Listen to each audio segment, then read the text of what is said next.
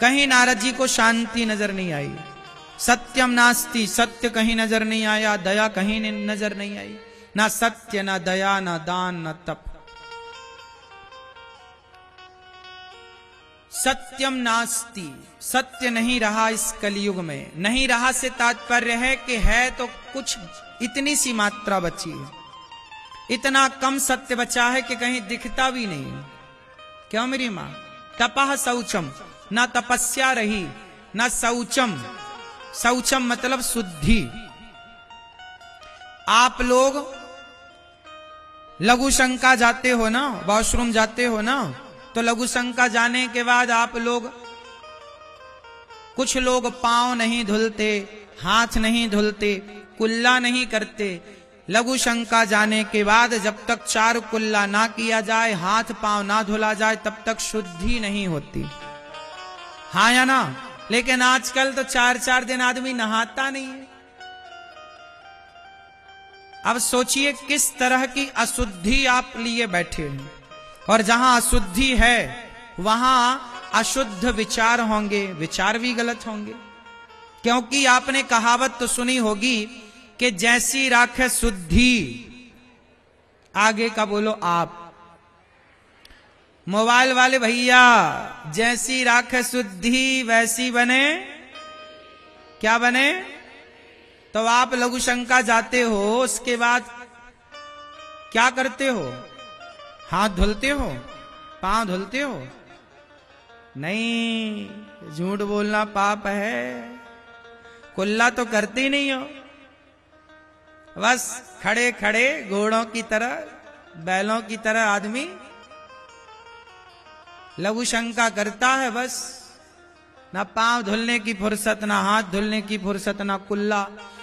यही अशुद्धि तुम्हारे विचारों को भ्रष्ट करती है मेरी मां। ये अपने छोरा छोरियों को सिखाओ कि शुद्धि का ख्याल रखा करें। शौच करने के बाद क्या करना चाहिए?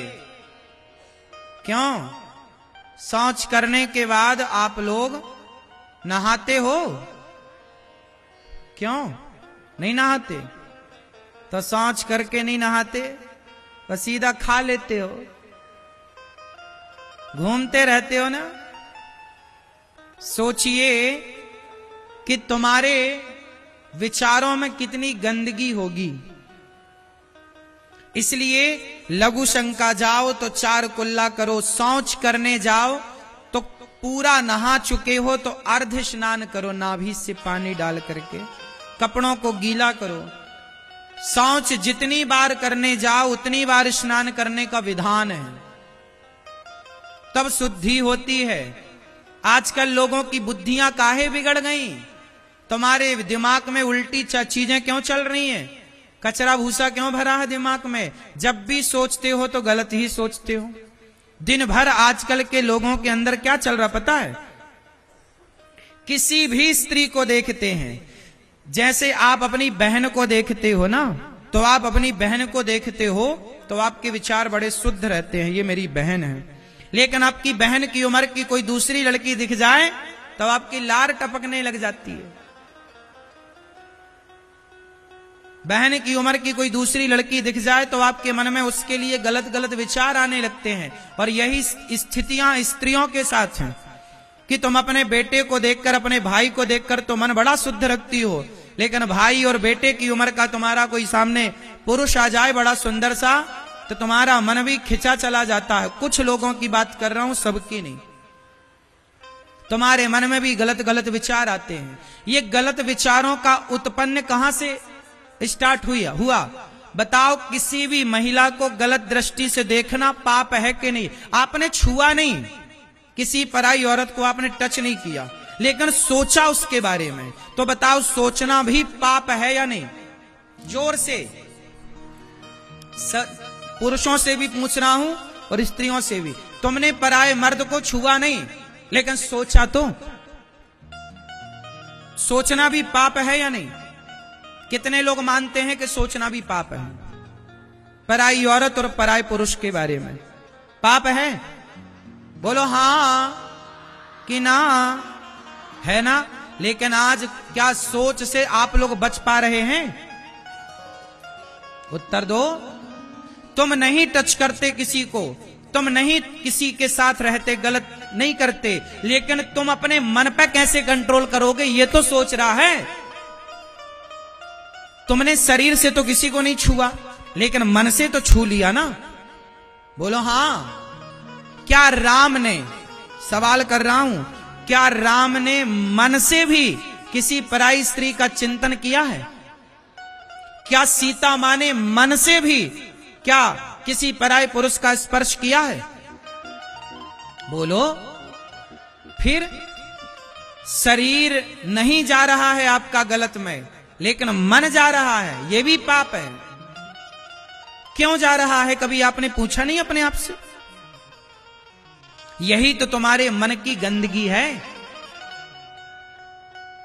आज समाज में छोटी छोटी बच्चियों के साथ दुराचार हो रहा है, टीवी अखबार में आप रोज सुनते पढ़ते होंगे। काहे हो रहा है भैया? क्यों हो रहा है? विचार इतने दूषित हैं। पहले विचार खोपड़ी में विचार आया तब तो तुमने किसी को टच किया। यहां विचार ही ना होता तो तुम क्यों छूते किसी को? शुरुआत तो यहां से होती है ना, विचारों से। क्यों जी, बात सही है? किसी भी काम की शुरुआत कहां से होती है? चोर के अंदर चोरी करने का पहले विचार आता है कि वो पहले चोरी कर लेता है। बोलो हां। पराई औरत को देखने के बाद डायरेक्ट आप उसे छू लेते हैं कि पहले छूने का विचार आता है? बोलो, पहले विचार आता है। मतलब पहले विचार पैदा होते हैं, फिर वो विचार क्रिया में बदल जाते हैं, कर बैठते हैं आप वो काम। तो मैं कह रहा हूं कि गलत विचार ही क्यों आए? आप गलत तो तब बनोगे ना जब गलत विचार होंगे। जब आपके भीतर गलत विचार ही नहीं होंगे तो गलत होने की संभावना ही नहीं। मैं तो जड़ पे प्रहार कर रहा हूं ना। आप शौच करने जाते हो, नहाते नहीं हो, लघु शंका करने जाते हो, कुल्ला नहीं करते हो। तो तुम्हारी जब मन की शरीर की गंदगी है, शरीर गंदा है तुम्हारा, शुद्ध हुआ नहीं, तो शरीर गंदा तो विचार तो गंदे होंगे ना। खान पान तुम्हारा गंदा है, कहीं भी जाके खड़े होके खाने लग जाते हो। तुम्हारी माँ बनाती है, माँ के भोजन में तुम्हें स्वाद नहीं लगता, और होटलों में जा जाके तुम वहां पसीनों वाला भोजन खाते हो। टपका टपका के वो पसीना बहाते हैं और उसी आटा को गूंदते हैं, उसी पसीने को सब्जी में डालते हैं और तुम खाते हो। लोग तो आजकल भोजन में थूक भी रहे हैं, नहीं सुना तुम लोगों ने? बोलो हाँ। कितने वीडियो हमने देखे, लोग थाली पे थूक रहे हैं, दाल में थूक रहे हैं। कितनी घटिया सोच है ना लोगों की कि थूका हुआ भोजन तुम्हें परोस रहे हैं। अब तुम होटलों में जा रहे हो, कोई तुम्हारी अम्मा थोड़ी बनाती है वहां। पता नहीं आदमी कैसे बना रहा है, कई दिन से नहाया है कि नहीं, शौच करने गया हाथ धुला के नहीं, पांव धुला के नहीं, और तुम्हें खवा रहा हो, तुम कह रहे बहुत टेस्टी है। खाक टेस्टी है? तुम्हारी माँ के हाथ का तुम्हें टेस्टी नहीं लगता? तुम्हारी पत्नी के हाथ का तुम्हें टेस्टी नहीं लगता? तुम्हारी बुद्धियां भ्रष्ट हो गई हैं। जैसा खाए अन्न वैसा रहे, जोर से, जैसा खाए अन्न। तुम्हारा खान पान दूषित हो गया, तुम्हारा शरीर शुद्धि ना होने से दूषित हो गया। इसलिए क्या? तुम्हारे विचार गंदे हो गए। शरीर गंदा, नहाते नहीं हो, नियम का पालन, शौच के नियम होते हैं, लघु शंका का नियम है, चार कुल्ला करे बिना शुद्धि नहीं होगी। बिना नहाए शौच के बाद से शुद्धि नहीं मिलती। अब ना शौच का तुम्हें ज्ञान है, ना तो खान पान का ज्ञान है, तो तुम्हारी बुद्धि तो भ्रष्ट होनी ही होनी। फिर ना कहना कि हमसे गलती हो गई। विनाश काले, विनाश काले। खान पान जब बिगड़ता है तो व्यक्ति का सब कुछ बिगड़। अब देखो, तुम्हारा खान पान बिगड़ गया, तुम्हारी शुद्धि बिगड़ गई, इसलिए आज लड़का लड़कियां 80% लड़के लड़कियां चरित्रहीन हो रहे हैं। ये बात सही है कि गलत है? बोलो। क्यों हो गए 80%? ये वो देश था जिस देश में कोई चरित्रहीन नहीं होता था। पहले लोग डरते थे ये सब पाप करने से कि भाई हम क्यों किसी पराई मर्द को स्पर्श करें, किसी पराई नारी को छूने में पाप समझते थे लोग। पहले तो सोचना भी पाप था। क्यों? आज किसी नारी से कह दो पतिव्रता नारी है, तुम अपनी मां से कहना मां आप किसी पराये पुरुष के बारे में सोचती हो, तुम्हारी मां कहेगी बेटा ये सब सोचना भी पाप है, गलत बात है। सोचना भी, मां तुम्हारी मां सोच को भी पाप समझती थी। ये बात सही है मेरी मां? किसको पाप समझते थे? बोलो। पति मर जाता था तो उसकी विधवा जीवन काट लेती थी, लेकिन पराये मर्द के बारे में सोचती भी नहीं थी। क्यों जी, ऐसी नारियां भारत में हैं या नहीं? बोलो। पति मर गया, भरी जवानी में विधवा हो गई, लेकिन पूरी जवानी काट लिया, पराये आदमी के बारे में सोचा भी नहीं। ऐसी सोच थी पहली की, आज की तरह नहीं कि रह रहे हैं लिव इन में, आज इसके संग कल उसके संग कल उसके संग।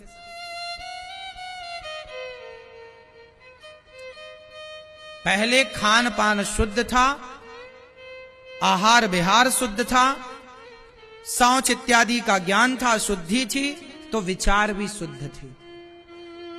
अब न तुम्हें खान का पान का ज्ञान, ना शौच का ज्ञान, तो विचार में तो गंदगी आएगी ना। अब हम कह रहे हैं कि पराई औरत को देखना पाप है, लेकिन जो लिव इन में रह रहे होंगे ना वो हमें पागल समझ रहे होंगे। अरे महाराज क्या तुम बकवास कर रहे हो, आज के जमाने में तुम रह रहे हो, क्या बात कर रहे हो। आज के छोरा छोरी तो लिव इन को पवित्र मंदिर मानते हैं। क्यों जी, बात सही है? सही है कि गलत है? आजकल के लोग जो लिव इन में रहते हैं वो तो लिव इन को क्या मानते हैं? वो उसी को मंदिर मान रहे हैं। भाई अपना तो यही है। क्या बताएं, देख तेरे संसार की हालत क्या हो गई। भगवान कितना बदल गया इंसान। अब से सुनो,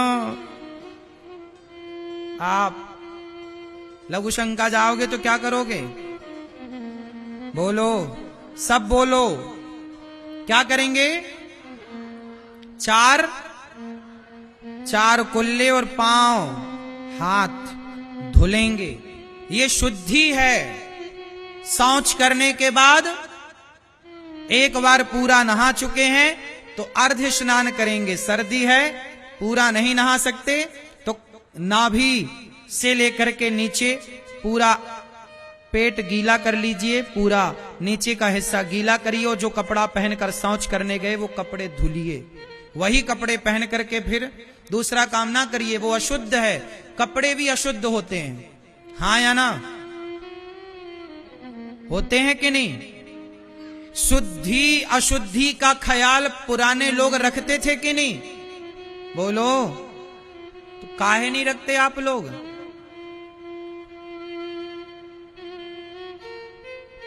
आजकल तो महिलाएं पहले सवेरे जागती हैं, शौच करती हैं और बिना नहाए पहले भोजन बनाती हैं। कुछ महिलाएं बनाती हैं भगवान, और फिर बना के खा के फिर नहाती हैं। ये राक्षसियां हैं क्या? पहले के राक्षस भी ऐसे नहीं थे, रावण भी ऐसा नहीं था। पहले रावण भी बड़ा पंडित था, सवेरे जल्दी जागता था, नहा धोकर पहले शिव तांडव पढ़ करके भगवान शंकर को बुलाकर अभिषेक करता था। शंकर जी आते थे, लंका में बैठते थे, और वो साक्षात शंकर जी को बिठाकर और श्रृंगी में दूध भर के और शंकर जी के ऊपर डायरेक्ट डालता था। ऐसा रावण था। वो भ्रष्ट हो गया बाद में, और उसे भ्रष्ट नहीं कह सकते, उसने अपने कल्याण को करने के लिए सीता मां को जानकर चुराया है। लेकिन रावण चरित्रहीन था, ये शास्त्रों में प्रमाण है, इसलिए उसे बहुत ठीक भी नहीं कह सकते, पर वो आज के लोगों से करोड़ों गुना बेहतर था। नियम का पालन तो करते ही था। रावण की लंका में भी गौ हत्या बंद थी। रावण भले राक्षस था पर गौ हत्या नहीं करता था। बात समझ में आई? रावण की लंका में गौ हत्या नहीं होती थी। रावण भी गाय का सम्मान करता था, भले वो राक्षस था। रावण भी वेदों का पुराणों का सम्मान करता था, भले वो राक्षस था। लेकिन तुम तो राक्षस नहीं हो ना, फिर भी तो गीता नहीं पढ़ते, फिर भी तो गाय आती है तो डंडे मार के कुछ लोग भगा देते हैं, फिर भी तो गाय घर में नहीं रखते ना, कुत्ता रखते हो। विडंबना है। तब एक रावण था, अब कलयुग बैठा मार कुंडली जाऊं तो मैं कहां जाऊं, हर घर में अब रावण बैठा इतने राम कहां से लाऊं।